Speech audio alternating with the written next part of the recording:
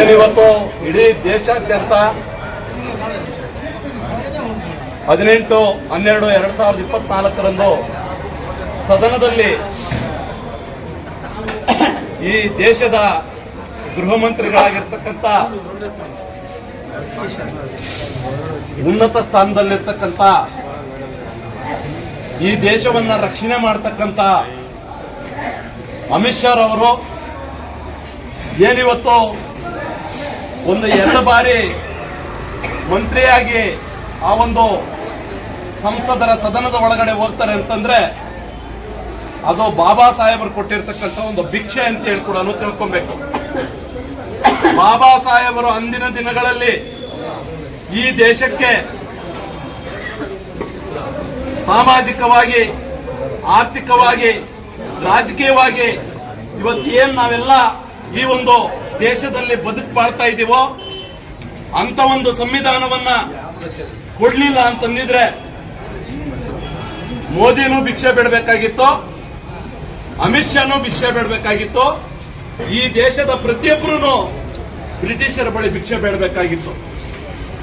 ಅಂದಿನ ದಿನಗಳಲ್ಲಿ ಬಾಬಾ ಸಾಹೇಬರು ಈ ದೇಶದ ಜನ, ನನ್ನ ಭಾರತದ ಜನ ಸುಭಿಕ್ಷವಾಗಿ ಬದುಕಬೇಕು, ಬಾಳಬೇಕು ಅಂತಂದ್ರೆ ಒಂದು ಉತ್ತಮವಾದ ಸಂವಿಧಾನವನ್ನು ಕೊಡಬೇಕು, ಉತ್ತಮವಾದ ಸಮಾಜವನ್ನು ಕಟ್ಟಬೇಕು, ಉತ್ತಮವಾದ ಬೆಳವಣಿಗೆಗಳನ್ನು ನೋಡಬೇಕು ಅಂತ ಹೇಳಿ ಸಂವಿಧಾನವನ್ನು ಕೊಟ್ಟರು.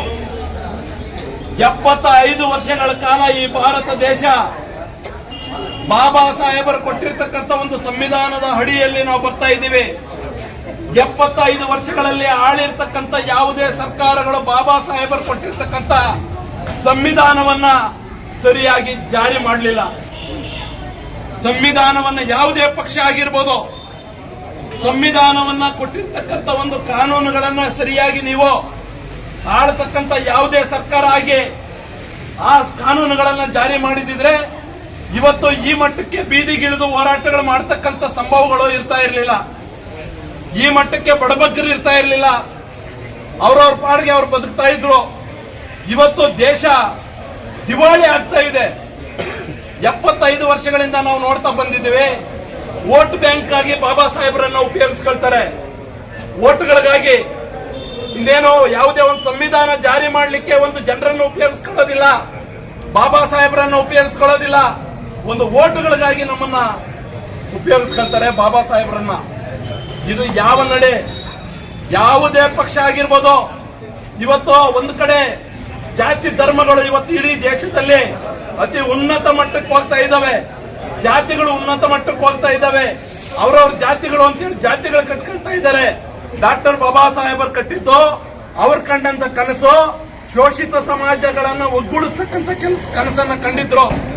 ಶೋಷಿತ ಸಮುದಾಯವನ್ನು ಒಗ್ಗೂಡಿಸ್ತಕ್ಕಂಥ ಕನಸು ಕಂಡಿದ್ರು. ಈ ದೇಶದಲ್ಲಿ ಇರ್ತಕ್ಕಂಥ ಪ್ರತಿ ಮನುಷ್ಯನ ಒಗ್ಗಟ್ಟಾಗಬೇಕು ಅಂತ ಕಂಡಿದ್ರು. ಇವತ್ತೆಲ್ಲಾಗ್ತಾ ಇದೀವಿ, ನಮ್ಮ ಮಧ್ಯೆ ವಿಷ ಬೀಜಗಳನ್ನ ಬಿತ್ತಿ ನಮ್ಮನ್ನೆಲ್ಲ ಡಿವೈಡ್ ಮಾಡ್ತಾ ಇದ್ದಾರೆ. ಡಿವೈಡ್ ಮಾಡಿ ಇವತ್ತೆಲ್ಲೋ ಒಂದ್ ಕಡೆ ಹೇಳ್ತಾರೆ SC ST ಮಾತ್ರ ರಿಸರ್ವೇಶನ್ ಅಂತಾರೆ. ಅಲ್ಲ ಸ್ವಾಮಿ, SC ST ಗೆ ಅಲ್ಲ ಮೀಸಲಾತಿ ಕೊಟ್ಟಿರೋದು, ಆಯಾ ಜನಸಂಖ್ಯೆಗೆ ಅನುಗುಣವಾಗಿ ಈ ಭಾರತ ದೇಶದಲ್ಲಿ ಇರ್ತಕ್ಕಂಥ ಸರ್ವ ಧರ್ಮ ಸಮನ್ವಯ ಸಮಿತಿ ಏನಿದೆ, ಸರ್ವ ಜಾತಿಗಳಿಗೂ ಮೀಸಲಾತಿ ಕೊಟ್ಟಿದ್ದಾರೆ. ಸಂವಿಧಾನವನ್ನು ಓದಬೇಕು ಪ್ರತಿಯೊಬ್ಬರು. ಸಂವಿಧಾನ ಓದಿದಾಗ ಇಂಥ ಒಂದು ಮಿಸ್ ಹೇಳಿಕೆಗಳನ್ನ ಕೊಡೋದನ್ನ ನಿಲ್ಲಿಸ್ತಾರೆ. ದಯವಿಟ್ಟು ಅರ್ಥ ಮಾಡ್ಕೊಳ್ಳಿ. SC ST ಗಳಿಗೆ ಎಲ್ಲ ಮೀಸಲಾತಿ ಇರೋದು. ಇವತ್ತು ಪ್ರತಿಯೊಬ್ಬರೂ ಆಯಾ ಜನಾಂಗದಲ್ಲಿ ಆ ಮೀಸಲಾತಿ ಅಡಿಯಲ್ಲಿ ಶಿಕ್ಷಣ ಆಗಿರ್ಬೋದು, ಉದ್ಯೋಗ ಆಗಿರ್ಬೋದು, ಭೂಮಿ ಆಗಿರ್ಬೋದು, ನೀರಾಗಿರ್ಬೋದು, ಆಶ್ರಯ ಆಗಿರ್ಬೋದು, ನಿವೇಶನ ಆಗಿರ್ಬೋದು, ಎಲ್ಲ ರಾಜಕೀಯವಾಗಿ ಆಗಿರ್ಬೋದು, ಇವತ್ತೆಲ್ಲ ಇದರಲ್ಲೂ ಮೀಸಲಾತಿ ಇದೆ. ಹಾಗಾದ್ರೆ ಈ ರೀತಿ ಪ್ರಶ್ನೆ ಮಾಡೋವರು ಇಷ್ಟು ವರ್ಷಗಳಿಂದ 75 ವರ್ಷಗಳಲ್ಲಿ ಇವತ್ತು 18-19 ಮುಖ್ಯಮಂತ್ರಿಗಳಾಗಿದ್ದಾರೆ. ಹಂಗಾದ್ರೆ ಮೀಸಲಾತಿ SC ST ಗೆ ಇರೋಂಗಿದ್ರೆ ಮುಖ್ಯಮಂತ್ರಿಯಾಗಿ ಯಾಕೆ ದಲಿತರನ್ನ ಮುಖ್ಯಮಂತ್ರಿ ಮಾಡಲಿಲ್ಲ ಈ ಒಂದು ಕರ್ನಾಟಕ ರಾಜ್ಯದಲ್ಲಿ? ಅರ್ಥ ಮಾಡ್ಕೊಬೇಕು. ನಾವ್ಯಾರು ಪ್ರಶ್ನೆ ಮಾಡಿಲ್ಲ. ನಾವು SC ST ಗೆ ಮೀಸಲಾತಿ ಬಂದಿದೆ, ನಮಗೆ ಮುಖ್ಯಮಂತ್ರಿ ಕೊಡಿ ಅಂತ ಹೇಳ್ಬಿಟ್ಟು ನಾವು ಯಾರು ಇದುವರೆಗೂ ಧ್ವನಿ ಎತ್ತಾ ಇಲ್ಲ. ಅಂತ ಧ್ವನಿಗಳು ಎತ್ತಿದ್ರೆ ಇವತ್ತು ಈ ದೇಶವನ್ನ, ಈ ರಾಜ್ಯವನ್ನ ದಲಿತರೇ ಆಳ್ತಾ ಇದ್ರು, SC ST ಗಳೇ ಆಳ್ತಾ ಇದ್ರು.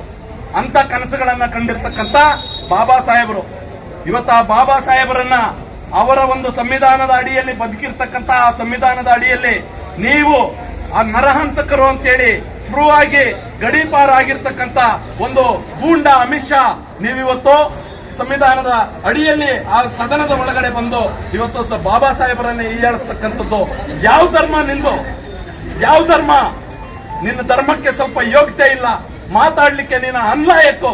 ಒಂದು ಈ ದೇಶವನ್ನ ಗೃಹ ಮಂತ್ರಿಯಾಗಿ ರಕ್ಷಣೆ ಮಾಡಬೇಕಾಗಿರ್ತಕ್ಕಂಥ ಗೃಹ ಮಂತ್ರಿ ನೀನು ಇವತ್ತು ಸಂವಿಧಾನ ವಿರೋಧಿ ಹೇಳಿಕೆಗಳು ಕೊಡ್ತೀಯಾ, ಬಾಬಾ ಸಾಹೇಬರನ್ನ ವಿರೋಧಿಯಾಗಿ ಮಾತಾಡ್ತೀಯಾ. ನಿನಗೆ ನೈತಿಕತೆ ಇಲ್ಲ. ಫಸ್ಟ್ ನೀನು ರಾಜೀನಾಮೆಯನ್ನು ಕೊಟ್ಟು ರಾಷ್ಟ್ರಪತಿಗಳ ಹತ್ರ ಹೋಗಿ ಕ್ಷಮೆ ಬೇಡಿ. ನೀನು ಈ ದೇಶದ ಜನತೆಗೆ, ಈ ದೇಶದ SC ST ಜನಾಂಗಕ್ಕೆ, ಈ ದೇಶದ ಸರ್ವ ಜನಾಂಗಕ್ಕೆ ನೀನು ಕ್ಷಮೆ ಕೇಳಬೇಕಂತ ಹೇಳ್ತಾ ನನ್ನ ಮಾತನ್ನು ಮುಗಿಸ್ತೀನಿ. ಜೈ ಭೀಮ್, ಜೈ ಕರ್ನಾಟಕ, ಜೈ ಪ್ರಬುದ್ಧ ಭಾರತ. अमित शाह हटाओ, अमित शाह हटाओ, मोदी हटाओ, मोदी हटाओ,